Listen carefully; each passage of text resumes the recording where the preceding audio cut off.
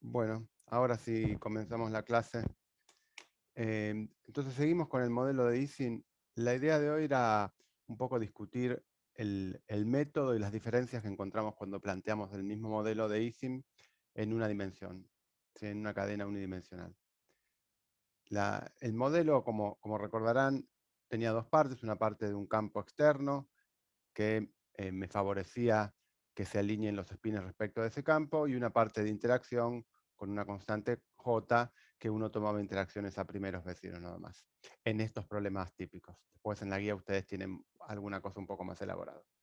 Y habíamos visto que en el caso de dos dimensiones, que era el caso que habíamos tratado hasta el momento, por un lado, usando un método de campo medio, como era el de Bragg-Williams, o de campo medio a seca, según el nombre, encontramos una magnetización espontánea, eso era la novedad, había una transición de fase debajo de una temperatura crítica que, aún en ausencia de campo magnético, bueno, el estado de equilibrio consistía en tener una magnetización neta distinta de cero, si bien había una simetría de espina hacia arriba y espina hacia abajo. En el caso de una dimensión, lo que vamos a ver es que esto desaparece, ya no hay más una transición de fase, por lo menos no a una temperatura finita, ¿sí? Es decir, que no hay una temperatura finita por debajo de la cual naturalmente se ordenen todos los espines en una dirección en ausencia de campo magnético.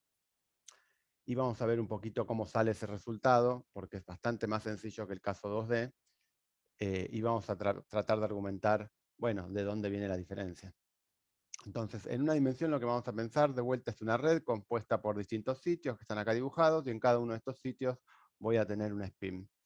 Y voy a describir los spines en función de su estado de proyección hacia arriba y hacia abajo, dibujado con estas flechitas. Entonces, por ejemplo, una configuración cualquiera es esta que tengo dibujada, que tiene spin para abajo, para arriba, para abajo, para arriba. ¿De acuerdo? De nuevo, lo que estamos pensando es interacciones de este spin que está acá, interactúa con el de acá y con el de acá, pero no a más largo rango. Entonces, siendo unidimensional, es muy sencillo escribir explícitamente esta condición de primeros vecinos, ¿sí? Como en el hamiltoniano de manera directa. Por ejemplo, si acá escribo el hamiltoniano, estoy diciendo que por un lado tengo la interacción con los primeros vecinos, es decir, que el sitio I interactúa con el I+1, ¿sí? Y por el otro lado tengo el término del campo magnético. Acá, cuando reescribí este hamiltoniano total del sistema, tuve dos cuentas tuve dos cosas en cuenta para que nos va a servir como simplificación al cálculo. Por un lado, voy a suponer que esta cadena, que acá la dibujé como unidimensional, en realidad tiene condiciones periódicas, ¿sí? Es decir, que este último spin que yo dibujé acá también está interactuando con este primero que puse acá, ¿sí? Esto sería lo mismo que pensar que esto está puesto en alguna especie de curva cerrada y que tengo los spines orientados sobre esta curva cerrada, y que obviamente después que doy una vuelta vuelve al mismo lugar. Entonces, primera condición de periodicidad de condiciones periódicas de contorno. De nuevo, esto, como vamos a siempre estar interesados en tratar un sistema en el límite termodinámico, no nos va a importar finalmente, esa condición de contorno no va a jugar ningún peso, pero nos va a simplificar la cuenta. De hecho, en la guía ustedes van a ver que van a tener que resolver tanto con esta condición de contorno como con la condición de contorno abierta, y van a ver la diferencia notable en cuenta que van a tener. Bueno, y la otra cosa que acá yo puse, de nuevo por una conveniencia de cálculo, es, en vez de escribir el término de proporcional al campo magnético directamente como la suma sobre I de SI por el campo B y un magnetón de Bohr, ¿sí? Lo voy a escribir como un medio del promedio entre dos sitios vecinos. Fíjense que al final, cuando yo termine de hacer esta suma, me va a terminar dando lo mismo, porque yo impuse esta condición de periodicidad que me indica que el spin, que en la notación de acá sería el n+1, el que está, bueno, si empezaba uno a izquierda y el último a derecha, el que vendría por acá en realidad está repitiendo el primero de allá. Entonces, si uno tiene en cuenta esta condición de periodicidad, hacer esta semisuma de uno con el de al lado, después que sumo todos los sitios, como verán, sigue dando lo mismo que arriba. Y vamos a ver que para la cuenta que haremos ahora en unos instantes va a ser útil. Entonces, de nuevo, queremos calcular la función de partición que tengo acá escrita. Sumar sobre la función de partición, calcular la función de partición, como todos recuerdan, es sumar sobre todos los estados posibles. un estado posible de una cadena de espines, es decir, bueno, cada uno de los espines están en un estado de SZ más 1, menos 1, más 1, menos 1, haciendo esta lista, y tengo que sumar sobre todos estos posibles estados. Eso se traduce en decir, bueno, el spin 1 podrá ser más o menos 1, el spin 2 podrá ser más o menos 1, el spin 3, y así con todos, como lo escribimos acá, es decir, sumar sobre los spines S1 a Sn con todas las posibilidades que tienen cada uno, que en este caso, por ser spin 1 medio, es simplemente 2. Eso multiplicado por el factor de Boltzmann, bueno, me da la definición de la función de partición. ¿De acuerdo? Esto debería estar súper claro hasta el momento. Pero si desarmamos un poquito esta suma, yo acá corté un poquito la notación para no hacerla tan pesada, lo que vemos es que si esta función de partición era, acá está sumándose sobre todos los S, y acá definí de vuelta para quitarme un poquito de constantes de en por medio, definí la constante delta como antes, que no es más que beta j, y definí la constante alfa, que no es más que beta mu 0b, ¿sí? Para no arrastrar tantas letritas. La función de partición queda esta cantidad, que si yo la empiezo a desarmar, pensando de vuelta esta exponencial del producto, esta exponencial de la suma como un producto de exponenciales, fíjense que es el mismo método, la misma manera que usamos cuando hicimos la aproximación de Bethe la vez pasada, porque la estructura es muy similar. Me queda directamente, si explícitamente empiezo a construir, acá acuérdense que las sumas ya no les puse los índices, pero la tienen en el slide anterior, es de i igual a 1 hasta n, i igual a 1 hasta n. Es reescribir esta cantidad, e a la delta S1 por S2, por e a la alfa sobre 2 por S1 más S2, por ahora S2, 3, con producto en el término con delta, que es la interacción, con suma en el término proporcional al campo externo, y así van agregando hasta el último término, que es cuando interactúa, el último término no sería este, sino sería este de acá, el Sn, que es el último spin, de vuelta a interactuar con el primero por la condición periódica. ¿De acuerdo? Fíjense que al yo hacer esta semisuma, me quedan todos términos simétricos, son todos términos equivalentes. Y fíjense también, para que tuviera todavía alguna duda, que este 1/2 de S2 que está por acá, se suma con este 1/2 de S2 que está por acá, me da un S2 entero, y lo mismo va a pasar con todos los intermedios. Se van a ir sumando los 1/2 para darme la suma de S sobre N cada uno. Y este primer término de acá se va a sumar con el último término de acá, gracias a la condición periódica. Entonces, lo que uno ve de esta expresión explícita que uno escribió, donde de vuelta esta sumatoria que teníamos acá era sumar sobre los valores de S1, de S2 hasta Sn, ¿sí?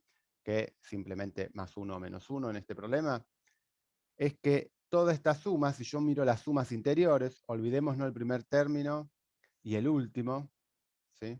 Concentrémonos en la parte esta de acá, ¿sí? Si uno mira esa parte, lo que ve que cuando yo miro esto y sumo sobre S2 a Sn-1, ¿sí? Fíjense que esto es sumar e a la delta S2 S3 por e a la alfa sobre 2 S2 más S3 por, acá vendría e a la delta S3 S4 por e a la delta sobre 2, alfa sobre 2, perdón, S3 más S4, sumados sobre todos los índices, es lo mismo que decir, si yo defino esta cantidad P de dos valores S y S', como cada uno de estos términos, ¿sí? Simplemente el término que se va repitiendo con un índice S y S', esto que está acá, espero que se vea que no es simplemente que suma sobre S1 a Sn de poner P donde dice S, S1, donde dice prima S2, por el P, S2, S3, así sucesivamente, ¿sí? Se ve que pasamos de acá hasta acá con esa definición de esos función o elementos PS, S'. Y acá yo creo que ya sí no hay mucha duda. Fíjense que si yo me restrinjo a pensar entre S2 y Sn-1, o Sn mejor dicho, acá me queda, por ejemplo, la suma sobre S2, S3, S lo que sea, hasta Sn, me va a quedar P, S2, S3 por P, S3, S4, ¿ven? Sumándose sobre este índice interno, ¿sí? Y así con los demás, con lo cual lo que me queda es que cada una de estas sumatorias es como hacer el producto de estas dos cantidades pensadas como matrices, como elementos de matrices, y tomar el elemento S3, S4. Es decir, acuérdense que si yo hago P al cuadrado, el elemento S2, S4, ¿qué estoy diciendo? Estoy diciendo sumar sobre algún otro índice que puedo llamar S3 del P S2, S3 por el P S3, S4. Esto simplemente porque estoy pensando, esto es una matriz, elevarla al cuadrado como matriz es el producto de matrices, y cuando quiero el elemento de ese producto S4, S2, S4, bueno, tendré que sumar sobre todas las filas y columnas de uno y del otro, que será este S3, y hacer esta cuenta de acá, que no sé cuánto se lee bien, pero esto es un S2, S3, S3 y S4. ¿Ok? Entonces, si me creyó en esto, que de todas maneras lo van a repasar, supongo, un poco más lento en práctica, lo que obtienen es que toda esta función de partición se puede escribir de manera exacta, fíjense, en términos de esta matriz chiquitita, que es una matriz que tiene un índice S y S', donde S y S' toman solo dos valores, más y menos 1. Entonces, toda esta cantidad de productos, hay n productos de P, ¿sí? Y cuando termino de hacer las sumas de S2 a Sn, fíjense que me queda este elemento, producto de P a la n, ¿sí? Porque fíjense que acá terminó el Sn con S1 de vuelta. ¿Sí? El último que terminó ese es el S1 una vez que usé la condición periódica. Entonces, simplemente la función de partición, sin aproximación alguna, la puedo escribir como la suma de los elementos diagonales de P a la n, o sea, la traza de P a la n. ¿Sí? Entonces esto es muy cómodo y se reduce entonces todo el problema de calcular la función de partición de n sitios en una red de Ising unidimensional a calcular la traza del producto enésimo de una matriz de 2×2. Ahora, esa matriz 2×2 es bien sencilla. Si yo ordeno más primero los espines para arriba y después los espines para abajo, esto me queda E a la delta más alfa, ¿no? Porque tengo S y S' igual a 1, ¿sí? Es decir, estoy poniendo más, más, menos en mis índices S y S'. El más es la flechita para arriba, el menos es la flechita para abajo. El primer elemento es los dos con más, delta más alfa. El segundo de acá tiene 1 y 1, por lo tanto termino con alfa abuela, me queda E a la menos delta. Esta matriz es simétrica, es E a la menos delta, y este me queda acá E a la delta con un más, con un menos, perdón, no, con un más, porque son dos negativos, menos alfa. Entonces fíjense que esta matriz que tiene 2×2, si yo logro elevarla a la n y después sumar sus elementos diagonales, es decir, tomar la traza, ya está, ya resolví. Entonces, lo bueno que tiene es que uno sabe calcular el producto de una matriz a la n. Sobre todo es muy sencillo cuando la matriz es simétrica, porque si uno logra escribir la matriz esa P, al ser simétrica uno sabe que la puede diagonalizar. Si la logra escribir como alguna matriz de cambio de base, de vuelta, depende cómo la definan, su inversa por una matriz diagonal por la matriz, ¿sí? Si uno diagonaliza, lograba escribir una matriz no diagonal en términos de una matriz diagonal y el cambio de base a los dos lados, en un lado el inverso. Si uno lograba hacer esto, acuérdense entonces que P a la n, simplemente poniendo uno el otro, termina quedando C a la menos 1, D a la n por C. ¿De acuerdo? De álgebra lineal. Entonces fíjense que elevar una matriz a la n, si es diagonalizable, es muy sencillo. Si yo ya tengo los autovalores, los coloco en esta matriz D, los elevo a la n y después multiplico a izquierda y a derecha por la matriz del cambio de base de vuelta, que en este problema sencillísimo es de 2×2. Más sencillo aún, si uno tiene en cuenta, ¿no?, que está buscando la traza de esta matriz. ¿sí? Porque hay otra propiedad que me dice que la traza de un producto de matrices es cíclica. ¿Ok? Entonces, volviendo a esto. Entonces, yo acá ya escribí cómo son los autovalores directamente, ¿no? O sea, ¿se acuerdan cómo se calculan los autovalores, no, chicos? Estamos diciendo que yo tengo la matriz P. Esto lo voy a hacer medio rápido, lo voy a comentar medio rápido porque lo van a hacer en la práctica. ¿Sí? Creo que el mismo. ¿Sí? Esta es la matriz. Acuérdense que para sacar los autovalores, lo tenían que hacer es hacer la matriz, el determinante de la matriz menos lambda por la identidad, igual a 0, y eso me daba la ecuación. Chicos, ¿estoy diciendo cosas de bebitos si ustedes ya saben todo o no viene mal nunca recordarlo? Bueno, no me dicen nada. No, esto está bien. Lo que todavía no veo claro, supongo que con ejemplos va a mejorar, es cómo se arma la matriz. Me cuesta un poco. ¿Cómo se arma? Es decir, eh, em, ¿cómo llegó a esta expresión? Una vez que yo te digo esta expresión de acá, lo otro es simplemente especificar los valores, ¿no? O sea, ¿cómo llegó a que me conviene definir PSS' de esta manera, decís? No, eso no te lo venía creyendo, Bueno, pero después escribiste en naranja, justo a la derecha de eso, y ahí mejoró, me cerró más la idea. ok. Eh, Ahí iba bien, pero después cuando armaste la matriz P, me perdí un poquito. No sé por Eh, qué quedaron esos elementos.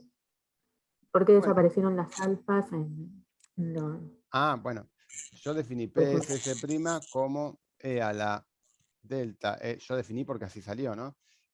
Más alfa sobre 2, S más S'. ¿Sí? Ahora, esto es la formulita que puse ahí arriba. Los elementos de matriz. Ahora yo dije, la base de una matriz 2x2 es un spin para arriba y un spin para abajo, o un spin más 1 y un spin menos 1. Entonces, si la base la ordeno como más menos, bueno, me quedó corrido, simplemente quiere decir que el elemento de acá, es decir, el P más 1 más 1, el elemento de acá es decir, el P más 1 menos 1, y reemplace acá, ¿no? Cuando tengo el más 1, esto es más 1, esto es más 1, y esto es más 1, y esto es listo. más Ahí 1. Entonces, ya te creí todo. ¿ya me creíste todo? Bien. Gracias, Qué excelente. poder de convencimiento. Bien. Bueno, igual esto trato de ir medio rápido porque es lo que seguramente se van a detener más en la práctica. Pero bueno, entonces, una vez que tienen la matriz armada, que si quieren es la parte más que hay que prestar más atención porque, nada, es la parte distinta en un ejercicio al otro, para sacar autovalores, ¿se acuerdan? Hacen la matriz menos la identidad por lambda. Esto me da una ecuación, para las raíces, ¿sí? Que me determina lambda, y haciendo eso uno encuentra esta expresión de acá, ¿sí? Donde lambda 1 es el que tiene el signo más y lambda 2 es el que tiene el signo menos, por lo tanto lambda 1 es el mayor que lambda 1 es mayor que lambda 2. Entonces, yo les estaba diciendo, como la función de partición me quedó, ¿sí? Que es la traza de esta matriz, que se llama matriz de transferencia, la matriz P, a la n, y que a la vez yo dije que esta traza, mejor dicho, que esta matriz la puedo escribir como la inversa de un cambio de base por una matriz diagonal a la n por esta cantidad, como la traza es cíclica, esto quiere decir que es lo mismo que la traza de, bueno, empiezo de cualquiera y sigo con los otros, pero en orden. Entonces, por ejemplo, puedo empezar por d a la n, después poner 6, después poner c a la menos 1, ¿sí? Cíclicamente, ¿sí? Pero bueno, esto justamente es 1. Entonces, esto no es más que la traza de d a la n, y la traza de una matriz diagonal es simplemente la suma de los elementos diagonales. De vuelta, ¿quién era la matriz diagonal en este caso? Los autovalores, la matriz que tenía los autovalores en la diagonal. Por lo tanto, la z no me queda más que la traza, y esa traza no me queda más que un autovalor a la n más el otro autovalor a la n. ¿De acuerdo? Simplemente fíjense que es súper conveniente este método de la matriz de transferencia, me queda así. Siempre que tengan un problema que lo pueden escribir con matriz de transferencia, el resultado final va a ser del mismo estilo. Va a ser la traza, siempre que tengan condiciones periódicas por lo menos, ¿no? La traza de esta matriz a la n, y que va a ser la suma de los autovalores a la n ¿sí? Cada uno de ellos. Si no tienen condiciones periódicas igual, lo van a poder resolver en términos de los autovalores y autovectores del problema, pero van a estar involucrados los autovectores, con lo cual es un poco más costosinho. Entonces, fíjense que lo que a nosotros nos va a interesar es como usualmente es trabajar no tanto con la función de partición, sino con lo que se deriva de ella, en particular con la energía libre o con la energía libre, por ahora la magnetización en un instante más. ¿Sí? Entonces, fíjense que la energía libre, se acordarán que es menos kT por el logaritmo de la función de partición. Por lo tanto, si yo tomo el logaritmo de esta función de partición que acabé de calcular, ¿sí? Y la factorizo de manera conveniente para expresar luego que voy a tomar un límite termodinámico, es decir, me va a convenir escribir esto como simplemente para expresar el límite termodinámico mejor. Hasta acá no hice ninguna aproximación. Tomar el logaritmo de esta cantidad es hacer la suma de los logaritmos. El primer término me da esta que está acá, y el segundo término será el logaritmo de 1 más una cantidad chiquita, que directamente me queda la cantidad chiquita en la aproximación. ¿Se acuerdan? ¿Sí? El logaritmo de 1 más epsilon es más o menos epsilon, cuando el epsilon es muy chico. Sí, así puedo encontrar una aproximación para mi función de partición en el caso de n grande. ¿De acuerdo? Entonces, dicho esto, ya básicamente tenemos todo. Entonces, primera cosa que vemos acá es que si yo tomo el límite estricto de la función de partición, de la energía libre de Helmholtz, bueno, f de t va a tender directamente a kBt n logaritmo de lambda 1. Buenísimo, veo que es claramente extensiva, proporcional a n, como debe ser. Acá no lo sería, pero bueno, tampoco es el límite termodinámico, así que no tiene por qué serlo. Entonces, todo me queda en función, me comí un logaritmo, en función del primer autovector, o el autovector, el autovalor de mayor valor. ¿Sí? Entonces, con esto ya está el problema resuelto, porque con esto ya puedo calcular la magnetización. ¿Se acuerdan que la magnetización, pese a que me comí acá en el menos, es menos la derivada de f respecto de b, si yo tengo la parte termodinámica que ya tengo calculada, o si no, directamente lo hacíamos como la derivada respecto de beta, beta b del logaritmo de la función de partición, y estamos hablando de la misma cosa. ¿De acuerdo? Entonces, yo ya tengo la expresión esa, uno la deriva, es decir, va a tener que derivar respecto de, y lo voy a poner de esta manera porque me resulta más conveniente, mu0 b, multiplico y divido por el mu0, el logaritmo de la función de partición lo acabé de poner como kt, mejor dicho, bueno, ahí tenía, sí, kt n logaritmo de lambda 1, esto era lo que yo tenía ya. Esperen que puse el kt de más. Ya había pasado a función de lambda 1, así que el kt ya voló. N lambda 1. Entonces fíjense que directamente esto es n mu0 por la derivada de lambda 1 respecto de lo que yo había llamado alfa. ¿Sí? La derivada del logaritmo de lambda 1. O sea que me queda un lambda 1 por acá abajo cuando hago la derivada del logaritmo. Sí, esta derivadita es directa, no tiene mucha mayor complicación. Simplemente cuando tienen la sumatoria con las raíces, hagan algún factor común. La cuestión es que derivar respecto de alfa es sencillo, es derivar esa parte que tenía el seno hiperbólico acá adentro, ¿sí? Y derivar esta parte de acá nada más. La cuestión es que cuando hacen eso, van a encontrar esta expresión. ¿Sí? Es una derivada.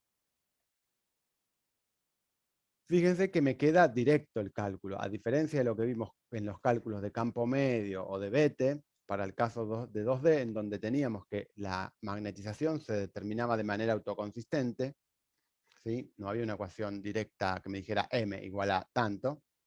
En este caso, obtengo esta expresión. ¿Sí? La expresión es exacta, en el límite termodinámico de vuelta, Y si yo la grafico en función del campo magnético, observo este comportamiento que está acá para distintos valores de temperatura, donde las temperaturas bajan para acá. ¿Sí? Ahora, ¿qué es lo que observamos primero, ya de partida? Si yo pongo B igual a 0 en esta expresión, ¿sí? Acuérdense que ya tomamos el límite termodinámico, o sea que es seguro ahora apagar de campo. Acuérdense lo que habíamos comentado alguna vez, que uno tiene que primero tomar un límite termodinámico y después tomar B igual a 0. Si hace al revés, en estos problemas que tienen la simetría, automáticamente se va a desaparecer en cualquier caso la magnetización. Por eso uno siempre toma primero el límite termodinámico, como prescripción de cálculo. Entonces, si toma acá el B igual a 0, automáticamente M de B igual a 0 es igual a 0, ¿sí? Salvo, ¿qué cosa? Que uno esté exactamente a temperatura 0, ¿sí? Salvo T exactamente 0. ¿Sí? Y esto es lo que se ve acá en este gráfico que tengo acá. A medida que el campo baja, ¿sí? En esta escala que está acá, para una temperatura se mantiene siempre, siempre una magnetización, pero cuando el campo se apagó, va siempre a 0, independientemente de la temperatura. Estas dos son dos temperaturas finitas, una más chica que la otra. Solo en el caso, que es esta curva rojita por acá, que tenga temperatura 0, uno puede esperar que la magnetización haga algo distinto de 0. Obviamente en este dibujo está unido el punto este con este en la curva rosa. No convendría haberlo unido, pero solo cuando T es igual a 0 puedo obtener una magnetización espontánea. ¿Ok? Dicho de otra manera, no hay transición de fase, o la temperatura crítica es 0, cosa medio inútil.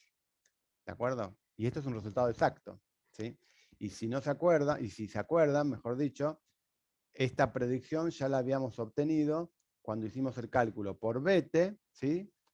Bethe ya me predecía que si gamma, que era el numerito que habíamos llamado el número de coordinación o el número de primeros vecinos, si gamma era 2, el resultado de Bethe automáticamente habíamos mostrado, o lo habíamos dicho por lo menos, que la temperatura crítica se iba a 0. No así el cálculo más burdo de Brand-Williams o de campo medio, que me decía que sí, en una D también hay transición de fase. Bethe ya daba bien la temperatura crítica de este resultado exacto. Ahora, ¿cuál es la diferencia si uno mira conceptualmente en 2D? En 2D este tipo de gráfico obtenemos, ¿no? A diferencia de este gráfico que se va pegando siempre en B igual a 0 y cada vez está más pegado, en 2D lo que nosotros veíamos es que aún para una temperatura finita, esto de vuelta, estos gráficos de acá son para 3 temperaturas, ¿sí? No es solamente temperatura 0, temperatura 0 está esta curva roja, pero estas dos temperaturas más que pongo acá son temperaturas finitas más altas, pero me están diciendo que tengo un valor finito de magnetización aun cuando el campo es 0. Tengo este valor finito de magnetización aun cuando el campo es 0. Entonces, a diferencia del grafiquito o del comportamiento que tiene la magnetización en una D.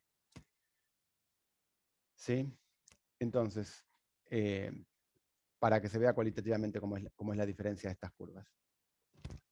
Ahora, una vez, como siempre, una vez que tenemos la función de partición, ustedes saben que, nada, al laburar uno puede obtener este tipo de cuentas, ¿sí?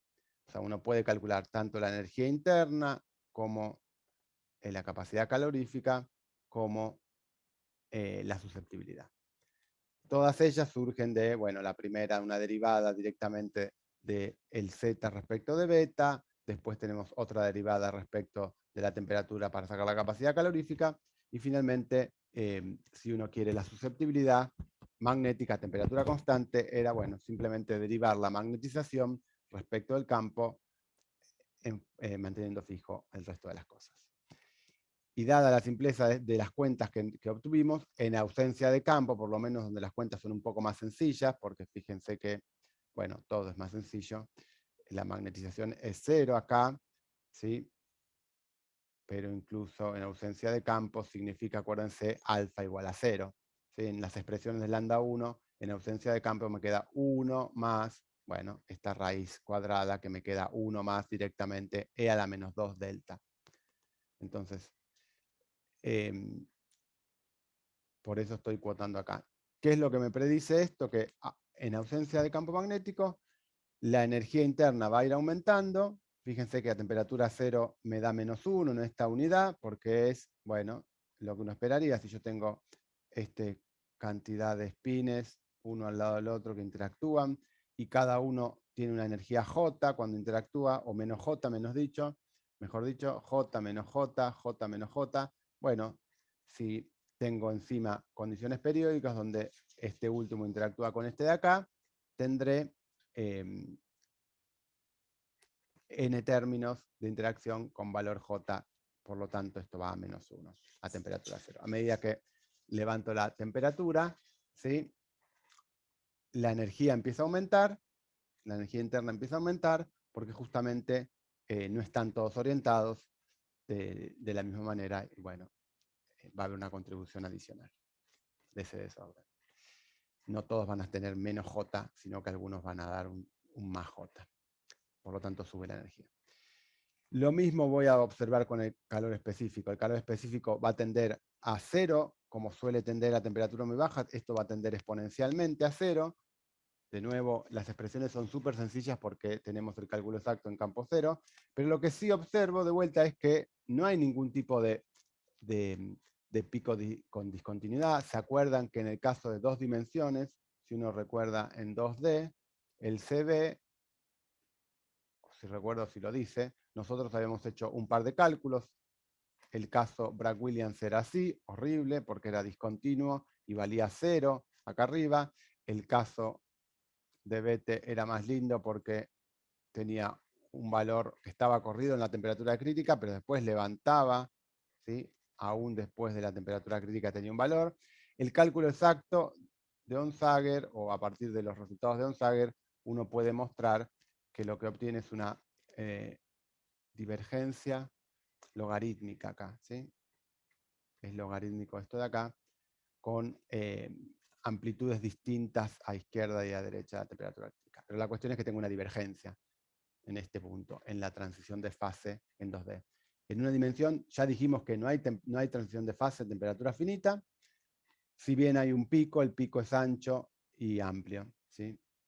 Simplemente eso nos está marcando que no hay, también nos está confirmando la interpretación de la ausencia de transición de fase. Y finalmente, la susceptibilidad va a tener una divergencia, pero la va a tener obviamente, si yo lo analizo, a temperatura cero, porque a temperatura cero es donde recién ahí se está formando, va a haber magnetización.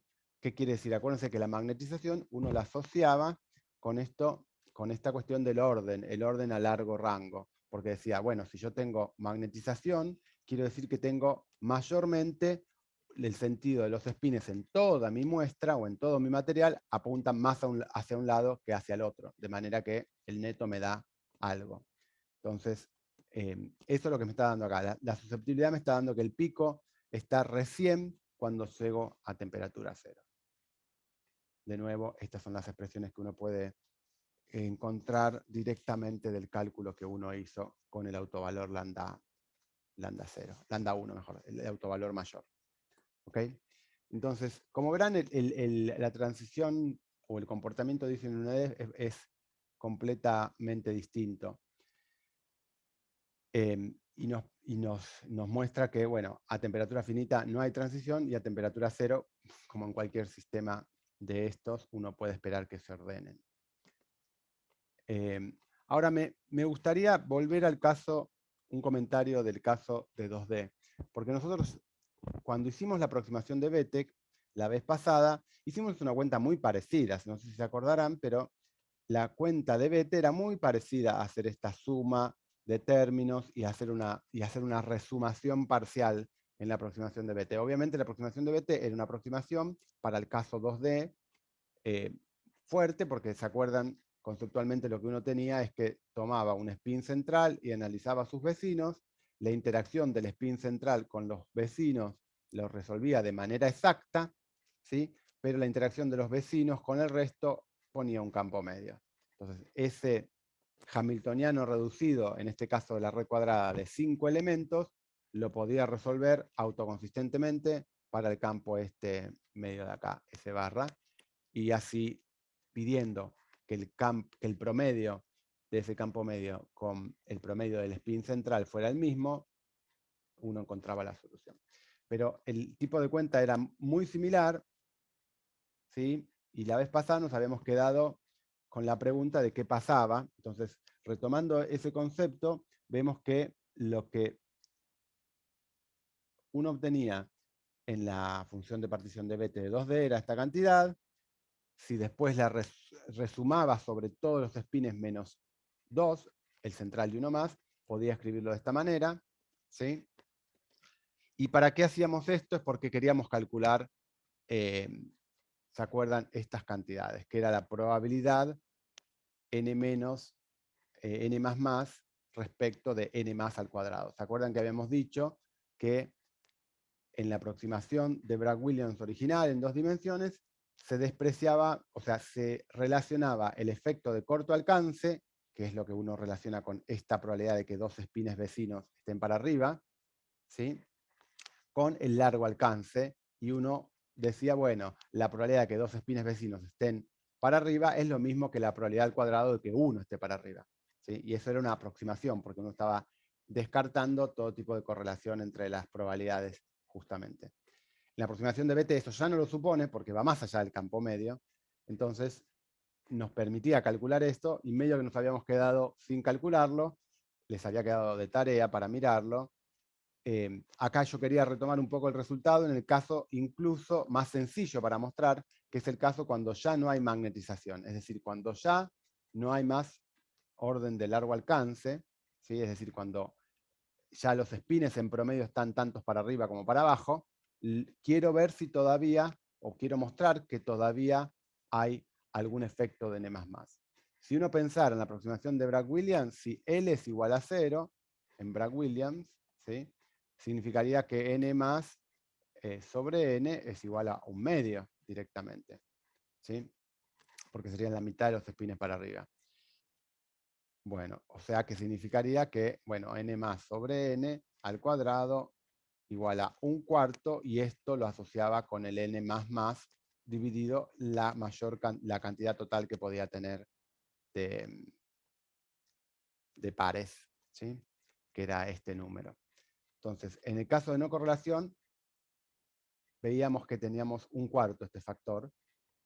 Ahora, en la aproximación de Bethe, que era más allá del campo medio, si uno reemplaza los valores que obtiene con esta expresión, es decir, sin magnetización ni campo externo, obviamente, quería decir alfa' igual a 0, alfa igual a 0, de esta expresión del campo medio, ¿se acuerdan que uno relacionaba la componente z++ con el n++ sobre el n total, el n menos menos de la misma manera, y el n más menos también el otro término de acá. Entonces, si uno hacía esa cuenta, lo que veía es que el n++ dividido el máximo que podía tomar el n++ era 1/4 por este factor que dependía de la interacción.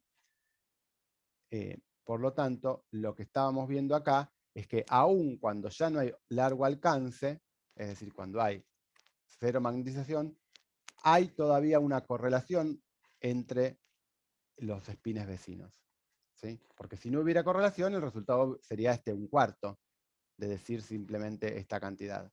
Pero no, hay un efecto de la interacción que está metido en este coeficiente de delta. Entonces, de vuelta, ¿para qué quiero resaltar esto? Porque en la aproximación de Bethe, que es mejor que la de Bragg-Williams, ya hay un efecto de correlación de corto alcance, ¿sí? Entonces, lo que observamos en el caso de una dimensión es que siempre hay correlación de corto alcance, porque magnetización es siempre 0, pero tengo estos factores, estas dependencias de las susceptibilidades, estos comportamientos del calor específico, entonces siempre hay una cantidad de correlación de corto alcance, ¿sí? En un cálculo general. Ahora, de nuevo, sería interesante poder estimar o poder calcular cómo es esta correlación, no solamente entre dos espines vecinos, sino entre espines más alejados, ¿sí? Por ejemplo, ¿por qué puede ser interesante? Porque cuando uno está diciendo que se establece cuando baja la temperatura un orden, está diciendo, bueno, todos los espines se ponen de acuerdo y se apuntan todos para arriba, pongámosle. todo el dominio se hace para arriba. ¿Qué pasa ahora entonces con la relación entre un dominio que está en el centro con el dominio más alejado? ¿Están correlacionados o no? ¿Cuál es la probabilidad de que si yo tengo en un punto central un spin para arriba, a 5 sitios de distancia, por ejemplo, tengo también un spin para arriba? Esas son las correlaciones entre los spins. Entonces, primero, de vuelta, lo que quería remarcar es que en la aproximación de Bragg-Williams, toda esa porquería, todo eso lo tiramos. No hay nada de eso que dejamos en Bragg-Williams. ¿Se acuerdan que Bragg-Williams uno lo podía releer como una aproximación de campo medio? Es decir, podía decir, uno reemplazaba los productos de spines en sitios distintos por esta cantidad. Es decir, tiraba, ¿se acuerdan que uno había escrito en un par de pasos, escrito acá el SI como SI menos S barra más S barra, SJ como SJ más S barra menos S barra, y había distribuido y había llegado a este término, ¿sí? Más justamente este término que estaba acá. Y uno decía, bueno, en la aproximación de campo medio, directamente voy a reemplazar el producto de estos dos spines distintos por esto que lo podía leer como, bueno, un campo medio multiplicando acá. ¿Sí? El efecto neto que veía en esta aproximación es un promedio de los spins de los demás. Pero en realidad lo que estaba diciendo es que estaba tirando este producto. Esto que es la correlación justamente entre dos spines. ¿Cuál es la probabilidad que voy a tener en uno apartado de su valor promedio cuando el otro, respecto del otro, ¿no? Pero lo bueno que tengo es que en este caso una D lo voy a poder calcular exactamente. Entonces podemos ver cómo es la correlación explícitamente en el caso de una dimensión y ver qué comportamiento tiene, cómo decae o no a medida que me alejo. Y de vuelta, para hacer las cosas más fáciles en la cuenta, por un lado, y lo que nos preocupa siempre es el caso de espontáneo, es decir, sin campo magnético, vamos a hacer la cuenta en ese caso. Ahora, para hacer la cuenta en ese caso, lo que vamos a pensar es que, de nuevo, no tenemos campo magnético, pero tenemos la red acá. Y la cuenta va a ser muy sencilla, incluso, o más sencilla todavía, si nos quitamos las condiciones de contorno periódica. En ese caso, vamos a poder hacer la cuenta muy, muy corta, sin ni siquiera pasar por esos autovalores y autovectores. Y otra cosa interesante vamos a hacer es, fíjense que yo acá lo que ya fui adelantando, es decir, bueno, tengo toda esta red, ¿sí? Unidimensional. Quiero calcular en esta red la correlación, es decir, si yo sé que este spin acá está para arriba, bueno, ¿cuál es la probabilidad que este spin que está a una cierta distancia, SJ, también esté para arriba? Cuando todo esté magnetizado, yo espero que estas probabilidades sean máximas, ¿sí? Cuando esté haciendo cada uno lo que quiera, descorrelacionados, bueno, estas probabilidades van a ser chicas. Entonces, lo que voy a pensar como artilugio para el cálculo de esto es pensar que cada link o cada interacción va a tener un JI distinto. ¿Para qué estoy haciendo esto? O sea, suponete que este es el 1, el 2, J1, J2, J3, o sea que la interacción entre estos dos va a ser distinta que la interacción de estos dos. ¿Para qué hago esto? Porque yo quiero calcular justamente cuál es el SJ contra el SJ más 1, ¿sí? Y después voy a querer saber el SJ contra el SJ más 2, el SJ contra el SJ más 3, ¿sí? En general voy a querer saber cuáles son estos valores de correlación. Entonces, fíjense que si yo pongo un J distinto en cada sitio, voy a poder hacer una derivada y analizar la correlación de este con este, independientemente de la correlación de otro con otro. Entonces, para recapitular, en general, si estamos en este problema, la función de partición sin campo sería esta expresión que escribimos antes, nada más un poquito más compacta. Suma sobre todos los estados posibles, productoria sobre todos los sitios, E a la menos beta, o E a la menos beta la energía, que es menos J, o sea, E a la beta J, la interacción SI por SI más 1. ¿Cómo lo calculamos? Es lo que queremos decir ahora. Es justamente lo que acabo de tratar de decir. ¿Sí? Voy a usar este artilugio que les decía recién. Voy a escribir ahora, entonces, la ZN de una manera un poquito más general, pensando que si ahora yo tengo suma sobre SI de la productoria, desde I igual a 1 hasta todos los sitios, de E a la beta J SI por SI más 1, ¿sí? De nuevo, si yo tengo acá mi cadena de espines,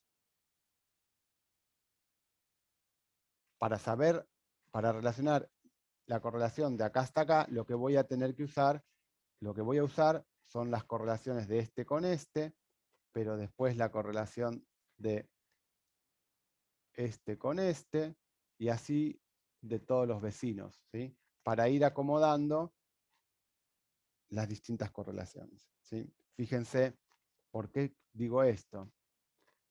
¿Cómo sería la probabilidad de esta SK, o esta cantidad mejor dicho, SK más 1? Esto sería, si esta es la función de partición, quiere decir que yo tengo que tomar 1 sobre Zn para normalizar, y después tomar la misma sumatoria sobre los espines, ¿sí? Sobre todos los espines, y decir, bueno, pongo el SK más 1, y el mismo peso acá que tenía antes, sea la I igual a 1 hasta N de E a la beta J, bueno, SI más 1. ¿Sí están de acuerdo con que esta expresión de izquierda, SK más 1, si lo fuera a calcular, tendría que hacer esta expresión de la derecha? Normalizar con la función de partición y tomar cada elemento pesado de acá adentro con el SK más 1. Simplemente el cálculo probabilístico de cuánto vale en un estado por el peso de cada estado, que es el término dividido el total. ¿Sí? ¿Se entiende este cálculo a esta altura de la materia, no? Que la probabilidad es esta. Sí, sí, es así. Bien, entonces, ahora, ¿cómo hago para calcularlo? Porque una manera que uno suele hacer es tomar derivadas del logaritmo de la función de partición, o leyendo que como el exponente tiene lo mismo que quiero calcular, bueno, derivo sobre lo que esté multiplicado del exponente. En este caso, uno estaría tentado a agarrar esta expresión y derivar respecto de beta j, ¿no es cierto? Pero si uno hace esto en esta expresión, fíjense que si yo ahora reescribo esta cosa, porque por ahí para esta pregunta es más sencillo, como la suma que está acá, en vez de la productoria, si yo hago ahora la derivada respecto de beta j, estoy medio frito, porque no estoy sacando la correlación entre el k y el k más 1. ¿Sí? Estoy sacando la sumatoria sobre todos los sitios, ¿sí? De esa correlación, que no es lo que quiero. Entonces, ¿cuál es el artilugio? Justamente, si yo quiero calcular entre dos espines concretos, entre dos vecinos concretos, el que está en K y el que está al lado, es, en vez de pensar que el sistema tiene un J común, pensar que cada link, cada interacción entre vecinos tiene un J distinto. Entonces, si yo hago eso, quiere decir que acá le pongo un índice I, y acá le pongo un índice I también. ¿Qué color era esto? Entonces, obviamente ahora esta sumatoria ya no la puedo separar, la tengo que poner adentro. Y ahora sí puedo decir que esta cantidad que está acá no es más que 1 sobre Zn, la derivada respecto de beta por la J del K de justamente la Zn. ¿Sí? ¿Lo ven? Entonces, pensando, si yo soy capaz de resolver ahora esta cadena lineal que tiene cada uno de los sitios con un J distinto, automáticamente voy a tener acceso a estos correladores, a estas correlaciones. ¿Sí? Y si yo ahora quiero saber este que está acá, a 2 de distancia, fíjense, de nuevo, por definición, esto sería esto que está acá, la suma sobre todos los SI posibles, todas las configuraciones, SK, SK más 2. ¿Sí? Ahora, SK, SK más 2, si a mí se me ocurre, o sea, si yo quiero, lo puedo escribir como SK por SK más 1 al cuadrado por SK más 2. ¿Están de acuerdo? Porque SK más 1 al cuadrado es 1. Sea que SK sea 1 o menos 1, el cuadrado sigue siendo 1. Entonces, esta cantidad es igual a esta cantidad, y ahora puedo leer esto como 1 sobre z a la n, sumatoria sobre SI, de SK con SK más 1 por SK más 1 por SK más 2. ¿Lo ven? Entonces, si yo puedo calcular esto, ya estoy hecho. Ahora, calcular esto es hacer una derivada respecto de beta JK y una derivada respecto de beta JK más 1. ¿Sí? Porque son los términos que me acoplan acá arriba. Entonces, si me van siguiendo, entonces esta cantidad no va a ser otra cosa que 1 sobre z a la n por la derivada respecto de beta JK por la derivada respecto de beta JK más 1 de la función de partición. Y así uno puede hacerlo en general a cualquier distancia. Si quiere saber SK con SK más R, uno simplemente va a tener que calcular, bueno, la productoria, hagámoslo que quede re bien, desde K, desde L igual a K hasta K más R, de derivada respecto de beta JL de todo esto. Es una notación medio loca, ¿no? Pero espero que se entienda. Hacer las derivadas. El K más R, todos estos, menos 1 en realidad, ¿no? Porque si yo quiero llegar a R, acá llego a 1 menos. ¿Sí? ¿De acuerdo? Entonces fíjense que si yo soy... ¿Para qué es esto? Porque a mí me interesa calcular cómo es la correlación en este sistema. Cómo es ver la relación que hay entre el largo alcance. O sea, cómo se establece este largo alcance en términos de la interacción, que es lo que me va a quedar cuando apago el campo. Para eso me estoy construyendo un sistema particular, ¿sí? Que tiene todos los links distintos, ¿sí? Y una vez que tenga todos los J distintos, no va a haber ningún problema en que una vez que lo haya calculado, diga, bueno, ya lo calculé, ya hice la derivada, me da algo, bueno, ese resultado que va a depender de todos los JK, si yo tomo los J iguales, va a corresponder al problema anterior. Entonces, paso cero es, bueno, calcular esto. ¿Sí? Calculemos esta cantidad. Es decir, lo que estábamos escribiendo antes, E a la beta productoria sobre K, D a la beta JK, SK más 1. K o I, lo que sea. El índice que sea. De nuevo, el cálculo es directo, pero escribámoslo, es directo, es bastante no complicado. ¿Sí? Voy a cambiar de color. Suma sobre SI. Y voy a desarmar toda esta cosa acá para que quede escrito. Esto es E a la beta, el J del primer sitio, sitio 1, sitio 2, por E a la beta, el J del segundo sitio, sitio 2, sitio 3. Bueno, voy haciendo E a la beta, el J del n-1, que acopla el n-1 contra el n, contra el Sn. ¿Sí? Simplemente abriendo toda esta sumatoria o la productoria, como la quieran leer. ¿De acuerdo? Acuérdense que acá tenemos condiciones abiertas, no periódicos. ¿Sí? O sea que no hay un término más que me cierra el n con el primero.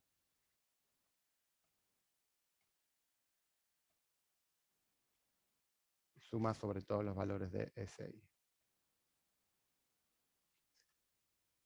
Bien. Pero esto lo podemos casi que resolverlo, porque podemos hacer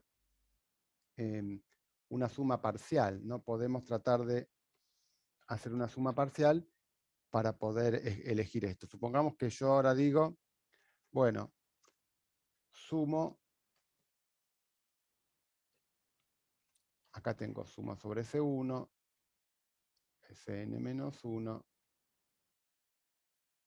y Sn, ¿no? Tengo todos los spines. Pero si me fijo acá arriba, tengo S1, S2, S2, S3, y el Sn solo aparece acá atrás en el fondo. Entonces yo podría, bueno, hacer una de las n sumas que tengo explícitamente, y cuando haga eso voy a ver que hay una regla de recurrencia para esta solución. Es decir, tengo la suma sobre todos los spines menos el último, y acá me va a aparecer E a la beta J1, S1, S2, E a la beta J2, S2 por S3, ¿sí? Y voy a llegar al último término. ¿Y cuál es el único término que depende de Cn? Este que está acá. Este que me quedó acá es el único que depende de Cn. Entonces, por suma sobre Sn de a la beta Jn-1, Sn-1 por Sn. Entonces voy a resolver Sn, esa sumatoria. Entonces, algo que a priori parece que lo resuelvo, pero no me ayuda, porque estoy diciendo quiero resolver esto, significa tomar los dos valores posibles de esto, quiere decir uno con más y otro con menos, es directamente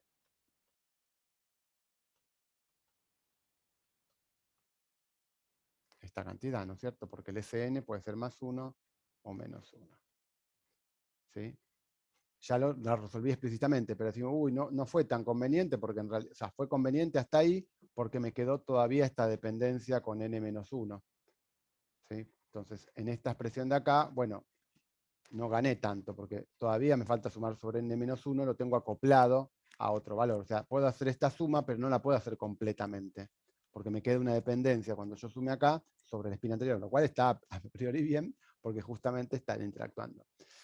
Pero fíjense que no es el caso, que me queda dependiendo, pero en realidad no me queda dependiendo, porque esta cantidad, ¿sí? Después yo la voy a tener que sumar sobre Sn menos 1. ¿Pero qué me puede dar esta cantidad si yo sumo sobre los dos valores de Sn-1? ¿Sí? De vuelta. Esto ahora depende de Sn-1 solamente, aparte de las constantes, temperatura, ¿no? Como estados. Solamente el estado del spin n-1. Sea cual sea el estado del spin n-1, no es tampoco tan variado, es o más 1 o menos 1. Para cualquiera de esos dos valores que puede tomar el spin S, siempre me da lo mismo esta suma. Porque si es más 1, acá me tengo un más y acá tengo un menos. Y si es un menos 1, acá tengo un menos y acá tengo un más. O sea que la suma de estos dos términos siempre da lo mismo. O sea que esto siempre me va a dar la suma de las exponenciales, o sea, dos veces el coseno hiperbólico de beta jn-1. ¿Sí? Entonces fíjense que yo logré escribir que la función de partición, esta que está acá ahora, cuando suma sobre S1, Sn-1, me va a quedar la productoria esa que teníamos,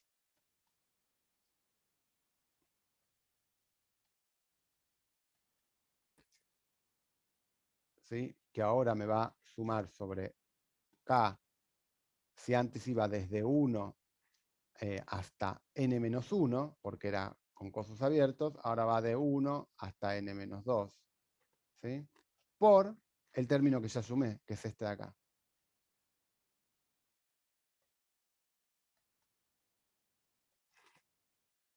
¿Sí? Esto es la misma z que calculé antes.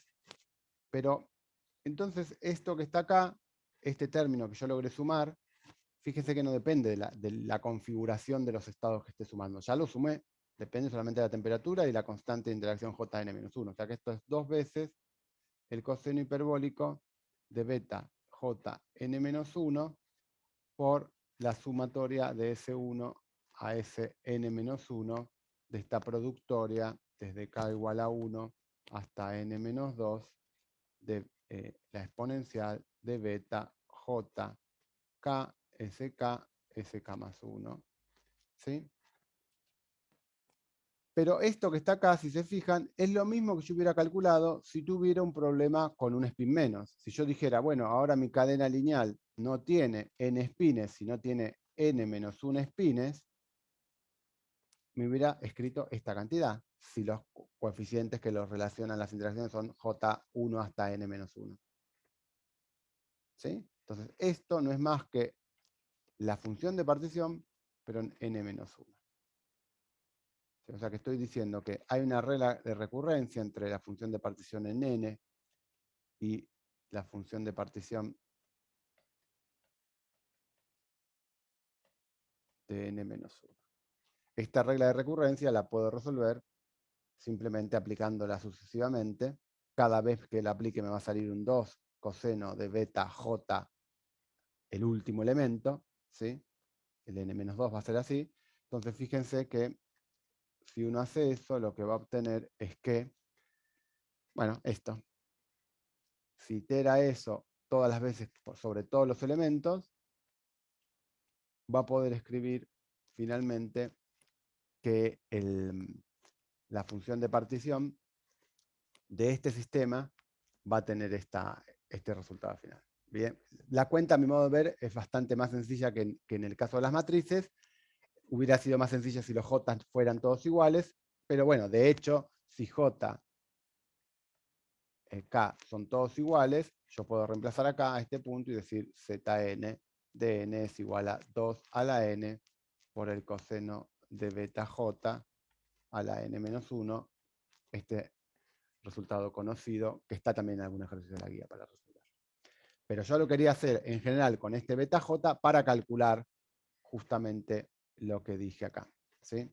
Entonces, como dijimos antes, entonces la correlación a spines vecinos, que es la primera cosa, es esta cantidad, que si yo ahora tomo esta expresión que acabo de calcular, la primera derivada directamente le puedo tomar logaritmo y derivar respecto de beta j. Cuando tome logaritmo, toda esta productoria se convierte en sumatoria. Por lo tanto, finalmente lo que tengo que hacer es directamente la derivada del logaritmo del coseno de beta jk. La derivada del logaritmo de beta jk es el coseno sobre el seno sobre el coseno directamente, que me queda esta tangente de acá, ¿no? O sea, el único término que me va a importar acá es el coseno de beta jk. Cuando le tome el logaritmo y su derivada, me va a salir tangente. Entonces, por lo menos ya encontramos a primeros vecinos. Es decir, encontramos cómo es la correlación, SK más 1, ¿sí? Para una cadena que tiene los J distintos, pero una vez que lo calculé, no hay ningún problema para calcular, setear JK igual a J. O sea que, fíjense que entonces yo ya tengo que la correlación en la cadena que estábamos viendo antes, en la de principio, no es más que la tangente hiperbólica de beta J. Por lo tanto, si yo la grafico en función de la temperatura, sé que tiene esta pinta, ¿sí? Cuando beta va a infinito, la tangente hiperbólica va a 1, ¿sí? Cuando beta va a infinito, quiere decir que la temperatura va a 0, es este valor que tiene acá, y cuando beta j en realidad, beta j va a infinito era eso, cuando beta j va a 0, bueno, tengo el caso de alta temperatura, o no hay interacciones, como lo quiera ver yo, y va a 0 la correlación. Entonces fíjense que acá ya obtenemos que la correlación a temperatura muy baja es máxima, o a temperatura 0 es máxima, y toma valor 1, y a medida que aumento la temperatura disminuye la correlación. ¿Cuánto están correlacionados los dos espines? Obviamente es lo que esperábamos. A medida que levanto temperatura, están descorrelacionados los estados de los distintos espines de la red, pero también lo puedo leer en términos de la interacción. Si no hubiera interacción, J sería igual a 0, también sería tomar J igual a 0, sería lo mismo acá tomar 0 en este argumento de la tangente y no habría correlación. O sea que la correlación es producto de la interacción entre primeros vecinos que tengo acá. ¿Sí? ¿Qué quiero remarcar acá? Es que justamente entonces podemos estar de acuerdo que la correlación es importante. Es muy importante, o sea que los argumentos de campo medio, bueno, ya de por sí sabemos que tienen esta falla rotunda. No tengo en cuenta correlaciones. Entonces son problemas que tienen calidad baja, digamos, como aproximación, si bien son súper sencillos. Bien, acá esto es lo que yo ya había adelantado un poco en lo anterior. ¿Qué pasa si ahora queremos calcular la correlación a n sitios? ¿Sí?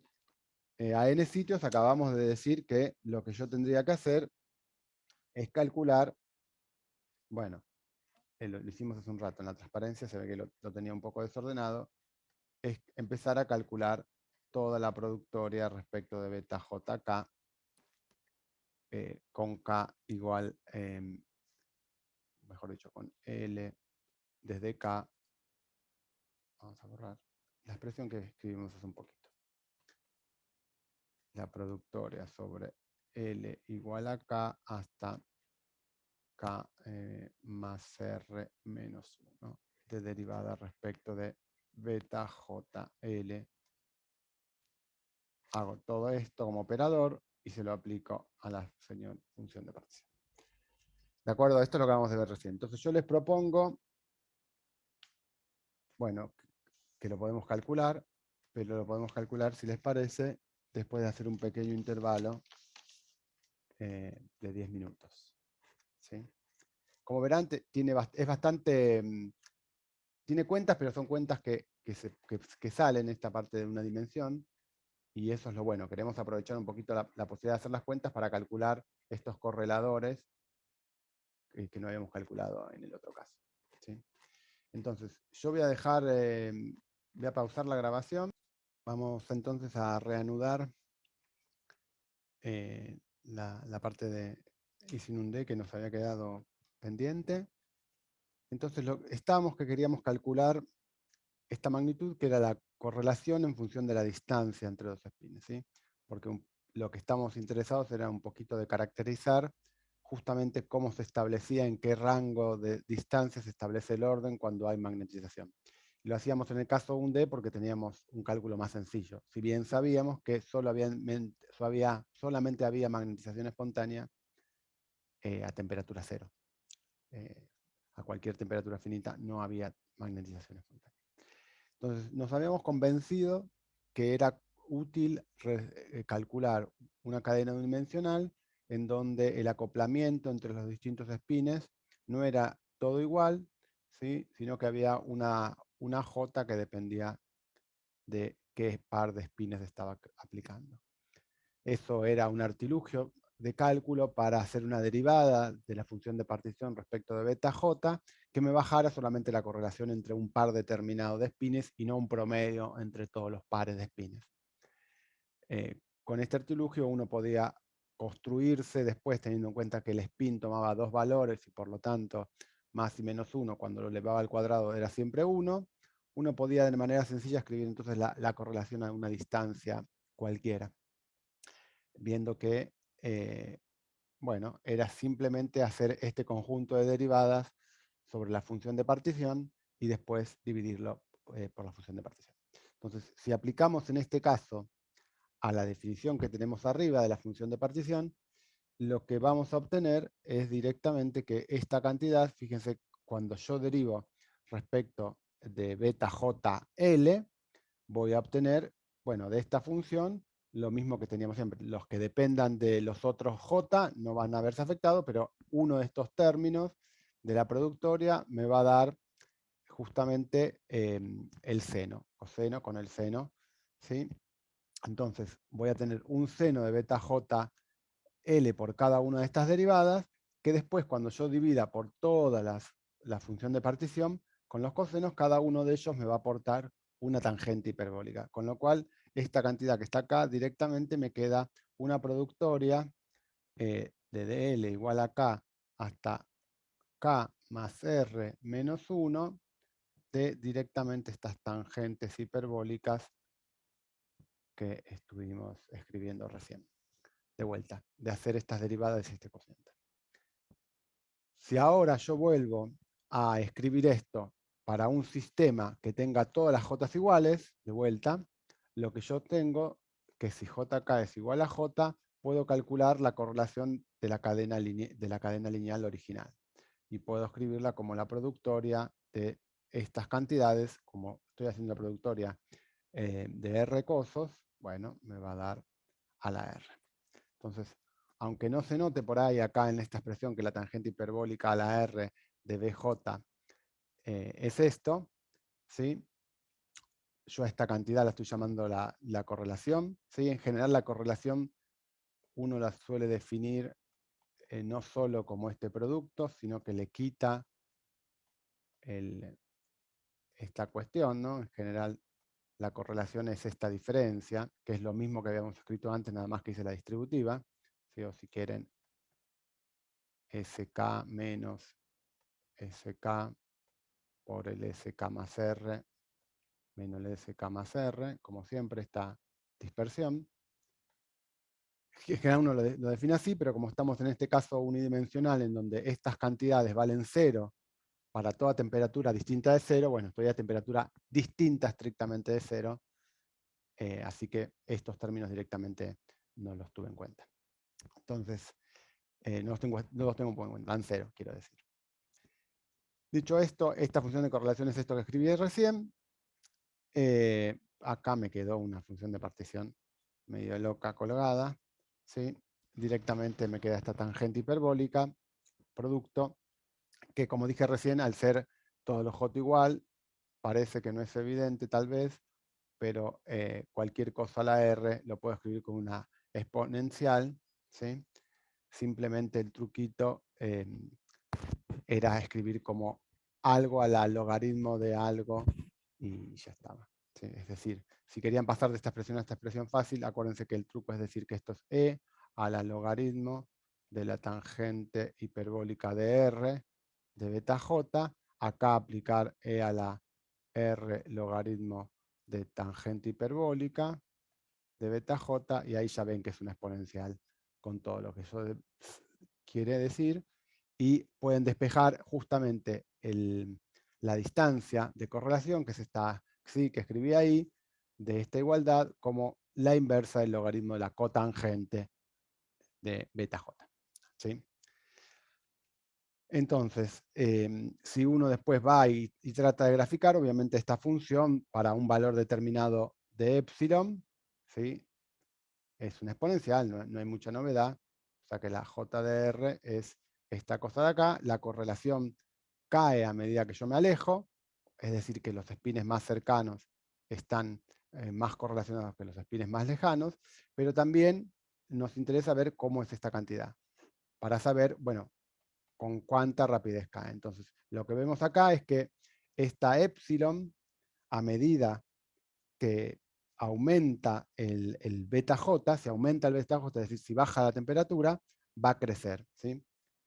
Es decir, que esta correlación la podemos escribir de manera más o menos sencilla. Fíjense, si beta J es esto, la tangente, para hacerlo más de beta J, uno lo puede aproximar, esto es igual a E a la beta J, ¿no? La definición, menos E a la menos beta J, sobre E a la beta J más E a la beta J, y esto lo puede escribir como 1 menos E a la menos 2, beta J, esta cuenta creo que ya la hicimos, uno de este estilo de cuentas, 2 beta J, ¿no? Dividiendo arriba y abajo por esta cantidad, esto acá tenía un menos. De vuelta, si estamos en beta J muy grande, esto es muy chiquito, o sea que esto uno lo podía aproximar como 1 menos finalmente, cuando pasaba esto como 1 menos E a la menos 2 beta J y hacía la distributiva y terminaba los términos, tiraba los términos cruzados, E a la 2 beta J, ¿sí? Por lo tanto, si toma acá el logaritmo de esta cantidad, lo que encuentra es que, acuérdense, cotangente 1 sobre tangente, logaritmo de 1 más algo chiquito es algo chiquito, o sea que de acá sacan que el epsilon, que es esta letrita espantosita, simplemente es un medio de E a la 2 beta J, como uno podía más o menos intuir que aumentaba eh, con el beta. Entonces, lo que estamos diciendo de vuelta es que la distancia de correlación, que es la escala sobre la cual cae, va a diverger a temperatura cero, ¿sí? En particular, ¿sí? Es decir, fíjense, este es un comentario importante, a temperatura cero, estrictamente, esta exponencial diverge, ¿sí? Por lo tanto, la longitud de correlación se hace infinita, ¿sí? Esto es una cosa común que pasa en las transiciones de fase. Uno cuando habla de una transición de fase, y vamos a volver sobre este tema cuando retomemos, no en la próxima, sino en las otras clases, el tema de scaling, vamos a volver sobre esta idea de que en la transición de fase, que en este caso si queremos admitir que hay algún tipo de transición, es a temperatura estrictamente cero, ¿sí? En ese punto de temperatura cero, esta longitud de correlación diverge. Y eso va a ser una cosa fundamental de esta teoría de escaleo, que cuando llego a la transición de fase no va a haber una escala. Cuando hay una longitud de coherencia infinita, quiere decir que no hay una escala. Cualquier distancia vale lo mismo, ¿sí? Es lo mismo que el spin esté acá y acá, o que el spin esté acá y a 80 kilómetros, si la correlación tiene longitud infinita. Va a estar igual de correlacionado estos dos que estos dos, cuando epsilon crezca tanto. Entonces, fundamental, entonces, la correlación aumenta con la temperatura, en este caso unidimensional, solamente diverge cuando la temperatura es cero, pero aumenta crecientemente, monótonamente, digamos, a temperatura cero. Ahora, ¿qué pasa? ¿Qué pasa? Bueno, ¿qué pasa en general? No es lo que tenía pensado para decir, pero es importante también. ¿Qué pasa en general? Acá todo el cálculo que hicimos nosotros fue usando la cadena abierta, ¿sí? O sea, sin condiciones periódicas, y a campo cero. Uno podría pensar, si hubiera hecho un cálculo con campo magnético o de otro estilo, ¿qué es lo que puedo obtener? La realidad es que hay un resultado general, que lo pueden ver acá en el libro de Schoeman en la sección 5.3. Sí, es un libro muy cortito, no muy detallado, pero que tiene algunas cuentitas de transiciones de fase. O sea, es un libro sobre transiciones de fase. Lo encuentran por ahí. Lo que demuestra simplemente es que en general, si puedo usar el método de la matriz de transferencia, es decir, en estos casos unidimensionales o en algún caso más, en donde puedo escribir todo en términos de una matriz pequeña de transferencia, la función de correlación siempre la puedo escribir como la suma sobre todos los autovalores distintos del más grande, ¿sí? De este cociente. Lambda i sobre lambda 1, es decir, el cociente de los autovalores, esto es una cantidad menor que 1, ¿sí?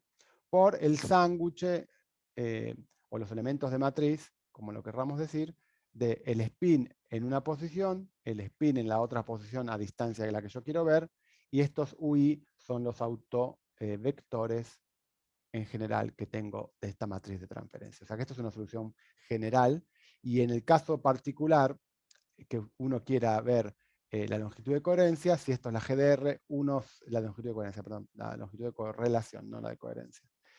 La longitud de correlación, uno puede escribir, si tengo dos autovalores directamente, que esta cantidad va a ser directamente el logaritmo del cociente. Entonces, si ustedes toman ahora el problema 1, que ya tenían los lambda 1, bueno, pueden usar ese resultado para calcular la longitud de correlación del problema con o sin campo magnético, de hecho. Tienen el dato del campo magnético ahí puesto, si quieren analizar cómo depende con el campo magnético la longitud de correlación. Lo que termina pasando es siempre lo mismo. A medida que yo aumento la temperatura, la longitud de correlación disminuye, o sea que están descorrelacionados los spines cuanto más caliente está, y a medida que bajo la temperatura, esta longitud se extiende. ¿Hasta dónde se extiende? Bueno, en el caso de una dimensión, a temperatura cero diverge. En los casos donde hay transiciones de fase a temperatura finita, en el punto de la transición de fase va a diverger. Va a ser la hipótesis que vamos a usar para estudiar scaling. Ahora, ¿qué pasa en el caso dos-dimensional? En el caso de una dimensión, esto es lo que encontramos. En el caso de dos-dimensional, bueno, existe la solución de Onsager que nosotros no vimos, que son bienvenidos a leerlas en el libro de Wang o en el libro de Patria, cualquiera de los dos, o en donde lo quieran leer. La realidad es que el mismo Onsager no es que hizo toda la cuenta, hizo una parte, no calculó todas las propiedades, quiero decir, después que se deducían de la solución exacta, pero Fisher y otra gente, no quiero decir en conjunto, Fisher y más gente después, años después, empezó a calcular las distintas propiedades que estamos viendo ahora. Por ejemplo, la longitud de correlación. Y encontró que la longitud de correlación en el caso 2D, el caso exacto, ¿sí? Por arriba y por debajo de la transición de fase, o sea, esto es para T mayor que TC y T menor que TC, ¿sí? Vale esta expresión para arriba y para abajo, donde acá lo que quiero indicar simplemente es que hay una constante adelante que es distinta para arriba o para abajo, pero de nuevo encontraron que la longitud, la correlación decrece de manera exponencial con este coeficiente, con esta dependencia sobre R adicional, donde esta cantidad, bueno, diverge en TC, como les decía, y va creciendo y va disminuyendo cuando va lejos de TC. ¿Sí? Justo sobre la temperatura crítica, en T igual a TC, lo que encuentran, que es lo que uno espera, es que esta función de correlación tenga una cosa que no tenga escala, es decir, que sea como una potencia, sea como ER a la algo. No me acuerdo cuál era el nombre de este exponente crítico, pero una cosa así. ¿Sí? Acá. No sé si la letra de la NU, pero la cuestión es que en T igual a TC tengo una sigma que diverge, una sigma, no, una de esta cosa que diverge, y una dependencia potencial que me define de vuelta un exponente crítico microscópico, se lo suele llamar, porque depende ahora de las correlaciones. Ahora, ¿Este sí, Fisher es el de los racimos? este Fisher me parece que sí. Eh, me parece que sí, pero de vuelta, me preguntás siempre cosas históricas que no tengo mucha noción. No sé Pocas. si hay muchos Fishers. Sé que hay un par, pero me parece que sí que es el que hacía estadísticas. Fisher Kadanoff también es el otro que lo hizo, que son los precursores justamente a partir de acá y después que sale la idea de scaling, de decir, bueno, ¿qué pasa si entonces cuando estoy en la temperatura crítica no hay una escala? Es decir, que esto va como una ley de potencias. Bueno, de ahí sale la teoría de scaling que veremos. No sé si era el mismo o no de los racimos. Che. Ahora, para cerrar este capitulito Isinunde, ¿no? Que ya vimos un poco la correlación, vimos un par de resultados exactos, de vuelta, no hicimos todas las cuentas porque es derivar y no vale la pena. Me gustaba discutir un segundito cuál era el rol de la dimensión. ¿Por qué en una D pasa una cosa y en 2D pasa otra cosa bien distinta? ¿Sí? ¿Por qué hay una transición de fase en 2 dimensiones o más, si uno empieza a hacer, y no la hay en una dimensión, ¿sí? O solamente hay un cambio a temperatura estrictamente cero? Entonces, para analizar ese tipo de cosas, lo que uno suele hacer es analizar la energía libre. La energía libre del problema, la energía libre de Helmholtz, ¿sí? Si estamos en función de temperatura, vamos a trabajar con la energía libre de Helmholtz, y por lo tanto lo que me interesa es ver si yo sé que el sistema que termodinámicamente se realiza es el que minimiza la energía libre de Helmholtz, lo que voy a tener que ver para cada temperatura es cuál es la relación entre los cambios en energía y los cambios en entropía. ¿Sí? Entonces, dependiendo de quién sea el ganador, voy a tener una fase de un tipo o una fase del otro, porque en general podemos decir que una fase más ordenada va a ser una fase que va a tener menor entropía, justamente porque hay menos estados porque están ordenados. ¿Sí? Estados ordenados hay menos que estados desordenados. Entonces, una fase ordenada va a tener menor entropía y va a tener menor energía, justamente en estos hamiltonianos ferromagnéticos, ¿no? Que favorecen el ordenamiento. ¿Sí? Y por otro lado, una fase más desordenada, entonces tiene más entropía, pero tiene mayor energía. Entonces, como acá está esta resta, en el juego entre ver quién gana, si entropía o energía interna, es el que me decide quién va a ser el que se va a realizar en mi sistema. Entonces, el caso en una dimensión y en 2 dimensiones, o en más dimensiones, es bastante diferente, porque en una dimensión sabemos que a temperatura, en general, ¿no? A temperatura cero en cualquier dimensión no hay entropía, por lo tanto, el estado va a ser el que minimice la energía. ¿sí? Directamente el estado que minimiza la energía es el estado ferromagnético para estos hamiltonianos que tienen la interacción menos J por producto, ¿sí? Entonces, entropía cero, la energía igual a el mínimo del hamiltoniano, y por lo tanto el F es el mínimo del hamiltoniano. ¿Sí? Eso pasa a temperatura cero, no importa si estemos en una dimensión, dos dimensiones, lo que sea. Ahora, a temperatura finita, que es lo que nos interesa, ver si hay una transición a una temperatura finita.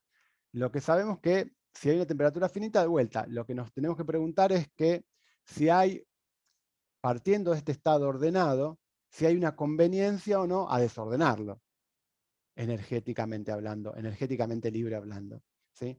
Entonces, si estamos hablando de una dimensión, ¿qué querría decir desordenarlo? Bueno, dar vuelta los espines, no pensar que tengo, bueno, ahí ya lo dije en más dimensión, no pensar que tengo todos para algún lado, pero el estado de energía un poquito más alta que sigue es cuando yo tengo, bueno, en algún punto esto se parte y la mitad o un pedazo de mi red está apuntando para arriba y otro pedazo de la red está apuntando para abajo. Esto sería un primer estado excitado del sistema, en donde se dieron vuelta la mitad de los espines, quiero decir la mitad, una parte y no la otra mitad. Ahora, ¿cuánto es la energía que gana? ¿Sí? Porque está claro que esto tiene más energía que el de temperatura cero. ¿Cuánto es la energía que gana? La energía es simplemente la que contribuye el par que está opuesto, porque los demás pares siguen estando paralelos entre sí. O sea que la energía que se gana es simplemente esta energía acá, que es J. En vez de ser menos J, que era antes, porque estaban paralelos, ahora están antiparalelos, se gana energía J. Por lo tanto, tengo una variación de energía interna de 2J. ¿Sí?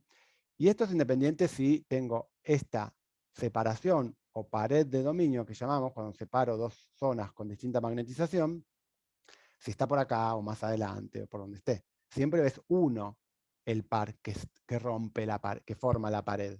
¿Sí? Ahora, con este flipeo que yo hice o esta dado a vuelta de la mitad de las cosas, ¿cuánta entropía gané? Porque ahora está más desordenado. Entonces, de todos estos estados, esta pared de dominio, ¿sí? Esta pared de dominio la puedo poner en un montón de lugares, no acá solamente. La puedo poner acá, la puedo poner acá, la puedo poner en un montón de lados. Entonces, fíjense que si bien la energía de poner el dominio acá o ponerlo acá, la pared de dominio en un lado o en el otro, es la misma, porque tengo simplemente que los que suman son los vecinos a la pared, la entropía es mucho más grande, porque la entropía tiene en cuenta el conteo de estos diferentes ordenamientos. Entonces, si yo flipeo solamente la mitad y genero esta pared de dominio, voy a tener una entropía que va a ser proporcional al número de estados que voy a hacer, que va a ser elegir dónde lo flipeé, dónde puse la pared. ¿Sí? Y eso me da elegir, bueno, n-1 lugares donde hacer la pared de dominio. Por lo tanto, la entropía que pasó que era cero porque estaba todo ordenado, ahora creció con el logaritmo del número de elementos. ¿Sí? Entonces, pensemos ahora qué pasa si tengo esto a temperatura finita y un sistema macroscópico. En un sistema macroscópico no va a haber manera que no convenga hacer esto, porque fíjense que el delta F tiene negativa la parte de la entropía. Y si bien flipear donde yo flipeé una pared de dominio solo me contribuye 2J, solo me contribuye porque es una pared de dominio, si yo tengo en cuenta la contribución a entropía, crece con el logaritmo del número de partículas. Entonces, en un límite termodinámico siempre va a terminar ganando en una dimensión el desorden. Esta resta me va a dar siempre negativa porque para aumento el n y va a haber siempre un n donde esto crece, donde la resta se haga negativa. ¿Sí? ¿Se entiende? Entonces, en n tendiendo a infinito, en el límite termodinámico, delta F va a ser menor que 0, con lo cual va a convenir generarme una pared de dominio. ¿Sí? Y es decir, romperme la magnetización espontánea. ¿Ok? Obviamente puedo tener varias de estas paredes, ¿no? Puedo tener más de una, pero si pusiera más de estas paredes, todavía sería más brutal, porque vos decís, si ahora tengo más paredes de dominio, bueno, acá la variación de energía, cada pared de dominio me va a contribuir un 2J, ¿sí? Porque los que estén enfrentados van a ser los que me van a subir energía. Pero ahora voy a tener muchos más estados, me va a terminar siendo que no va a ser el logaritmo de n, sino va a terminar siendo una cantidad que va a ser proporcional al factorial del número de paredes de espines. ¿Sí? Entonces voy a tener de vuelta un problema de que mientras la energía aumenta de una manera no macroscópica, la entropía aumenta de una manera casi macroscópica, con un logaritmo de n. Entonces, en el límite termodinámico siempre le va a convenir en una dimensión romper. Entonces, si le va a convenir romper, va a romper, y no va a haber entonces una magnetización espontánea en un sistema de una dimensión. Esto es claramente distinto a lo que pasa en dos dimensiones, en donde, de vuelta, si yo pienso el sistema ordenadito, todos los espines para un lado, ahora, una pared de dominio es una pared, como se dice bien, ¿sí? Tengo una cosa que va a depender de las dimensiones del sistema. Tengo esta mitad que está para espines para abajo y esta mitad que está con espines para arriba. La contribución ahora a la energía va a tener que ver con todos estos espines que están doblados. O en general, uno puede tener, si los dibujo de manera más sencilla, como más, menos, más, qué sé yo, va a tener unos bordes que son los que separan los dominios positivos de los dominios negativos, ¿sí?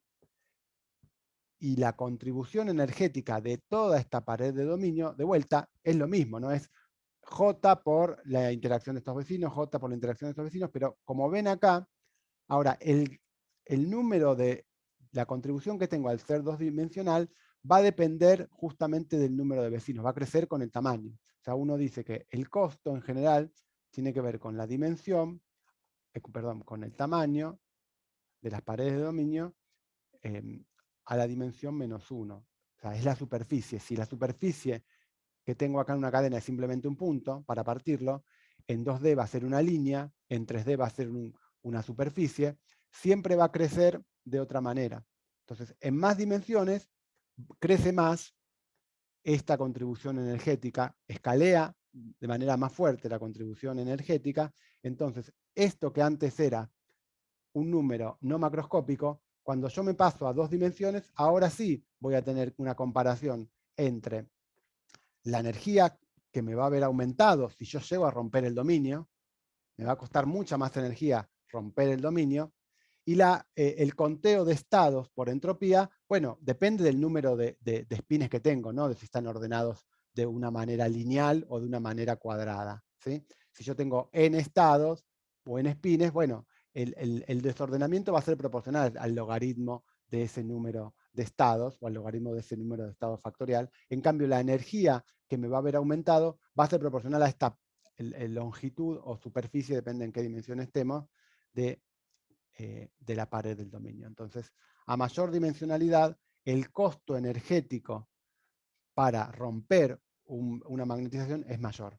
Y esta resta de energía interna, lo que podemos decir entonces que esta resta de energía interna va a ser positiva o negativa dependiendo ya de otros factores. En general, ya me va a costar, me va a levantar más la energía que la entropía y por ende no le va a convenir romper la magnetización y por ende incluso a temperatura finita vamos a encontrar una magnetización neta distinto de cero. Entonces, eso es lo que hace conceptualmente, obviamente después las cuentas lo dicen concretamente, es lo que hace la diferencia del rol de la dimensionalidad en este caso, de por qué en un caso hay magnetización espontánea y en el otro no.